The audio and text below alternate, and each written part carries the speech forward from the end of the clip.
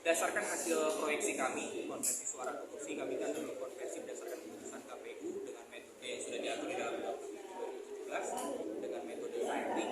Kita bisa memproyeksikan jumlah kursi yang didapatkan oleh masing-masing partai termasuk yang terdampak terhadap 4%. Dari sini kita bisa lihat hanya 8 partai politik yang lolos parliamentary threshold 4% dan Perjuangan, ada Golkar di urutan kedua, ada Gerindra di urutan ketiga suara tertinggi di parlemen, lalu ada PKB, ada kemudian Nasdem, ada kemudian PKS gitu ya, ada Demokrat dan juga ada PAN gitu. Itu kira-kira urutannya.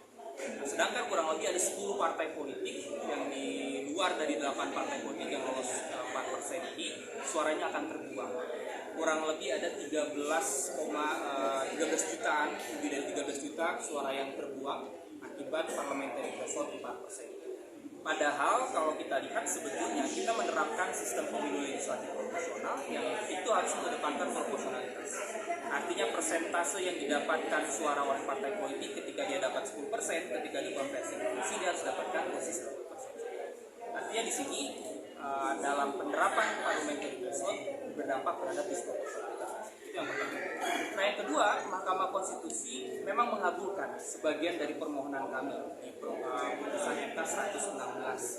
Nah tetapi MK tidak menyebutkan ya di dalam putusannya itu berapa persen parliamentary threshold yang kemudian harus diterapkan di pemilu 2029 dan itu tidak berlaku di pemilu 2019. MK menyebutkan itu berlaku di 2029 dan memerintahkan pembentuk undang-undang untuk merevisi dan memformulasi ulang besaran PT-nya itu yang kebetulan sebetulnya di dalam naskah permohonan kami mengusulkan ada metodologi hitung yang jelas. Yang ini memang secara teoretik konseptual ada yang disebut dengan ambang batas efektif dan hasil hitungan kami adalah 1%. Itu bisa diterapkan secara level nasional atau bisa dihitung juga di per dapil gitu ya. Nah kalau menggunakan 1% ini dan kita bandingkan, tadi kami coba bandingkan dari hasil studi kami, besaran disproporsionalitas dampak dari 4% dengan ambang batas efektif dengan menggunakan hasil pemilu 2024 ini ternyata jauh lebih proporsional dengan menggunakan ambang batas efektif 1%. Karena di sana ada kurang lebih P3 yang sebetulnya kalau dikonversi ke kursi dia bisa dapat 12 kursi di 12 dapil. Tetapi akibat kemudian pemberlakuan 4% dia tidak dapat kursi. Atau ada PSI juga yang kemudian dia berhak dapat kursi 5 kursi di 5 dapil, tetapi karena 4% dia tidak dapat kursi. Dan yang terakhir ada Perindo, dia bisa dapat 1 kursi di NPB 2 gitu ya, tetapi karena parliamentary threshold 4% kemudian dia tidak dapat kursi.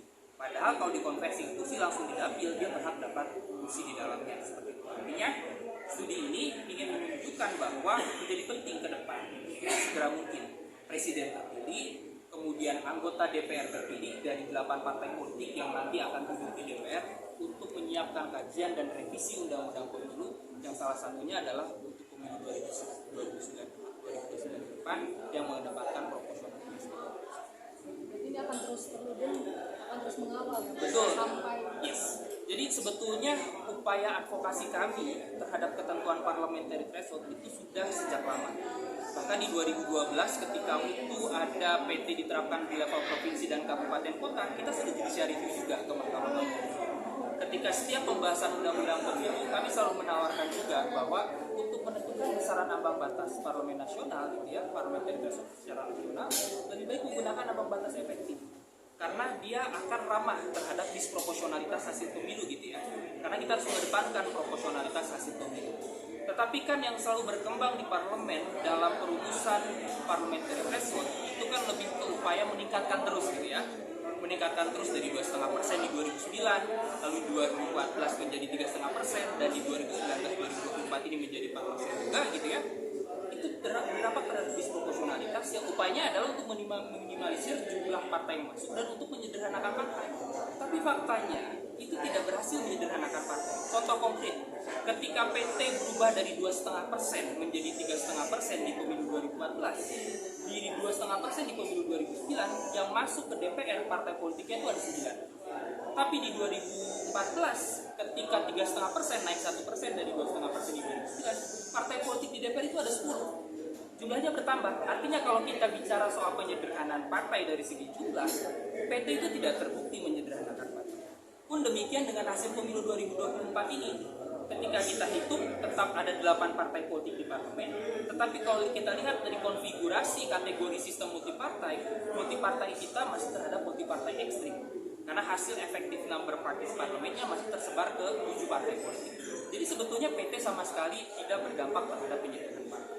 Maka dari itu sudah sejak lama kami menawarkan ke pembentuk undang-undang gitu ya, ke partai politik, jika ingin menyederhanakan partai politik, jangan meningkatkan PT karena berdampak terhadap suara terbuang.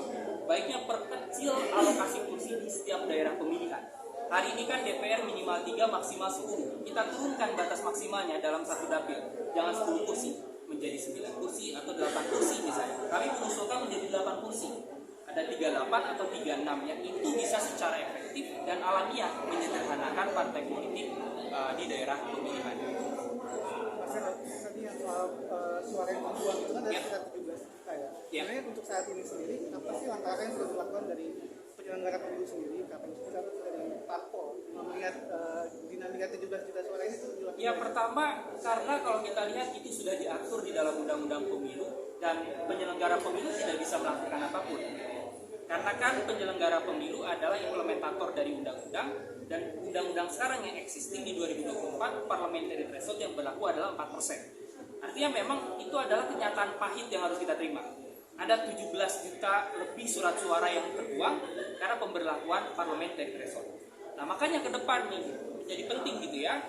Ke depan misalnya contoh P3 gitu ya, yang sebelumnya sebetulnya ada di DPR juga. Ketika itu sebetulnya pasca pemilu 2019 itu kan ada wacana revisi undang-undang pemilu. Tetapi tidak dijadi revisi undang-undang 7 2017 begitu ya.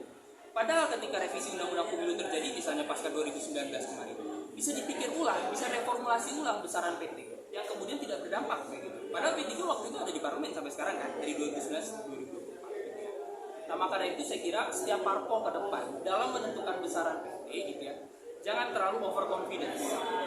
Jangan terlalu percaya diri penuh bahwa bahkan waktu itu ketika Undang-Undang 7 2017 hasil direvisi, ada yang sampai mengusulkan besaran PT-nya 6% sampai dengan 8%. Apakah ada jaminan kemudian di pemilu berikutnya dia akan dapat gitu ya? Justru akan berdampak suara terbuang.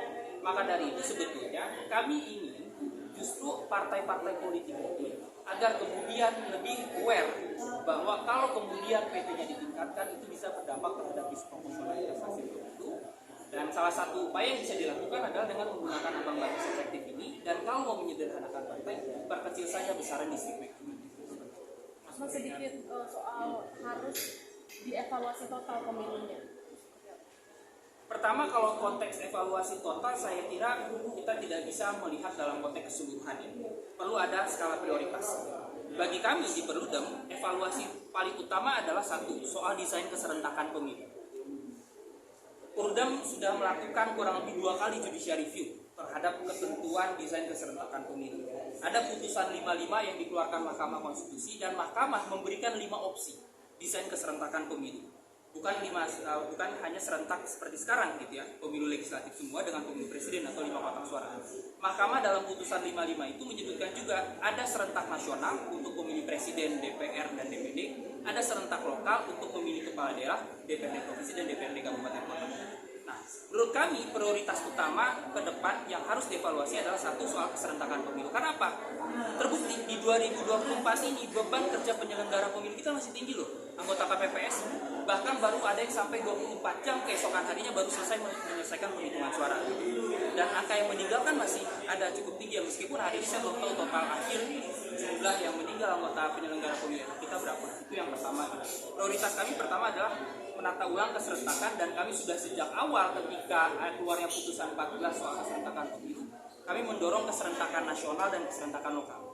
Beban kerja penyelenggara pemilu sedikit, pemilih pun tidak kebingungan gitu ya. Tidak harus langsung dapat 5 surat suara. Di pemilu nasional hanya ada dapat 3 surat suara, presiden, DPR dan DPD. Itu prioritas pertama. Yang kedua adalah soal pemilu legislatif. Yang terpenting dari pemilu legislatif ini adalah penataan daerah pemilihan. Ada juga hasil judicial review kami di Mahkamah Konstitusi yang mengembalikan kewenangan pembentukan daerah pemilihan sepenuhnya ke KPU. Gitu ya. Sebelumnya pembentukan daerah pemilihan, alokasi kursinya, wilayah-wilayah administrasi dalam satu daerah pemilihan itu sudah diatur di lampiran 3 dan lampiran 4 Undang-Undang 7 2017 ya, untuk DPR dan DPRD provinsi. Tetapi hasil kajian kami banyak kemudian di disproporsionalitas alokasi kursi gitu ya, yang kemudian berdampak terhadap provinsi-provinsi yang mengalami kekurangan kursi dari segi jumlah penduduk, padahal dia banyak gitu. Tapi ada juga provinsi-provinsi yang jumlah penduduknya sedikit, tapi alokasi kursinya banyak gitu ya. Jadi ada yang over represented, yang ada under represented.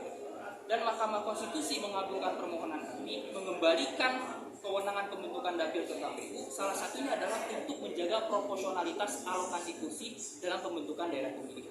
Nah, itu prioritas kedua dalam evaluasi pemilu 2024. Prioritas ketiga adalah soal parliamentary threshold ini. Bagaimana kemudian kita bisa menata ulang parliamentary threshold yang jauh lebih proporsional dan ramah terhadap partai politik dan juga ramah terhadap pemilih agar suara pemilih tidak terbuang. Nah, jadi bagi kami bukan kemudian evaluasi total keseluruhan, tetapi paling tidak ada 3 aspek saat ini. 1, variabel waktu penyelenggaraan pemilu. 2 adalah variabel pembentukan daerah pemilihan yang harus ditata ulang, dan yang terakhir ada parliamentary threshold. Mas, mengingat dinamika partai politik di DPR ini, menurut ini optimis atau pesimis angka PT ini bisa jadi efektif atau tidak? Ya, pertama saya kira mulai hari ini kan sudah mulai ada tuh ya, bahwa MK kan tidak mematok besaran PT-nya berapa. Artinya ya kalau diturunkan 0,5% tidak masalah gitu ya, dan atau misalnya menjadi 4% juga tidak masalah karena dia mengkaitkan dengan aspek penyederhanaan partainya. Nah, tetapi bagi kami gitu ya, dengan kajian hari ini itu membuktikan bahwa kalau PT-nya tetap 4% gitu ya, apalagi kalau dinaikkan, itu akan bertentangan dengan putusan MK yang ingin menjaga proporsionalitas hasil pemilu. Kalau ingin menyederhanakan partai bukan dengan PT, tapi dengan memperkecil dapil. Tetapi pengalaman kita hari ini di 2024 gitu ya, dengan kasus ada partai politik yang 12 kursi, ya harusnya dapat 12 kursi tidak lolos P3. Nah, saya kira partai politik akan mulai berpikir ulang. Dia tidak akan terlalu overconfidence untuk meningkatkan PT gitu ya, karena tidak tahu di 2029 nanti dinamika elektoralnya akan seperti apa gitu ya. Jadi saya kira kami berpesanlah kepada partai politik gitu ya, untuk menerapkan PT ini jangan hanya dalam konteks untuk membatasi jumlah masuk partai politik ke DPR gitu, tetapi lebih kedepankan aspek representasi rakyatnya. Karena ada 17 juta suara yang terbuang hari ini akibat pemberlakuan PT. Oke. Thank you.